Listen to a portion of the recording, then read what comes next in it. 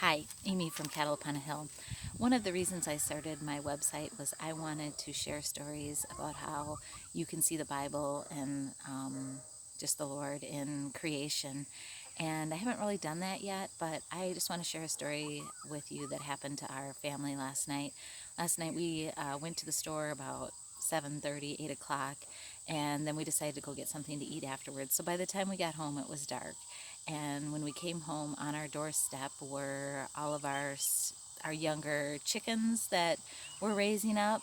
All of them were there except for one, and that was Puff. So if you follow me at all, you might know who Puff is. Puff is a silkie chicken that belongs to my 7-year-old daughter, and we could not find Puff anywhere.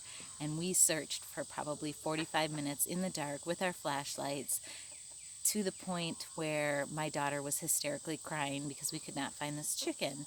And one of my sons pulled me aside while we were looking for this chicken and showed me some white, fluffy feathers that he had found on the ground.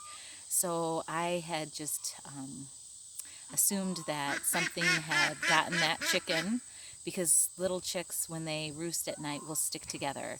So the chickens were actually in an enclosure and they had gotten out somehow, and that is why we found them on our front step. But what I'm saying is that when chickens go to roost, they do it together. So you're not going to find one chicken here and one chicken there, usually. So I knew that something was wrong. And then he found these white feathers, and I just decided to take my daughter in the house and call it a night. And so we did, and my daughter cried herself to sleep thinking about her little chicken, and I honestly could not sleep all night thinking about talking to my daughter about her chicken getting eaten by a predator. So I didn't sleep. In fact, I got up once in the middle of the night because I thought I heard something outside, some peeping. Didn't end up being the chicken. So I'm always the first one up in the morning. And so I got up and I let out all the chickens, checked all the places that we have chickens again, for this little chicken. We had done that the night before and could not find the chick anywhere.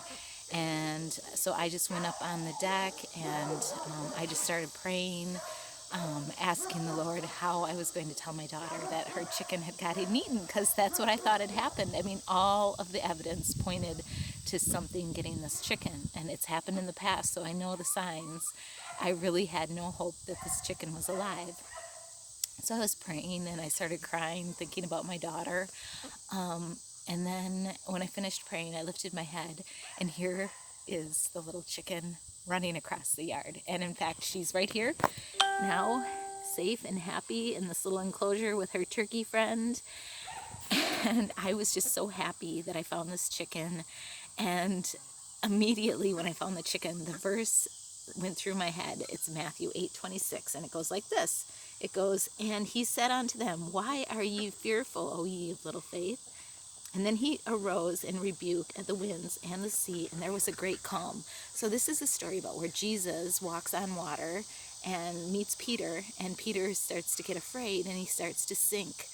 And I just thought, wow, I am Peter. I had no faith that this chicken was alive, just because of all the evidence that pointed to this chicken being dead. And then when I finally looked up this verse, it made me think of what is going on in our world today.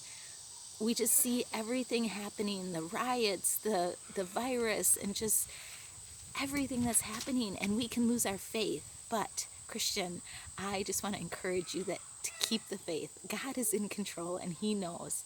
So I just hope that this video has encouraged you to have faith, even if it's the faith of a mustard seed. The Lord tells us just to have faith of a mustard seed. He is in control. We have nothing to fear. So I hope that this little story about the chicken on my farm and how it relates to the events of today has encouraged you to live a life of faith and not a life of fear.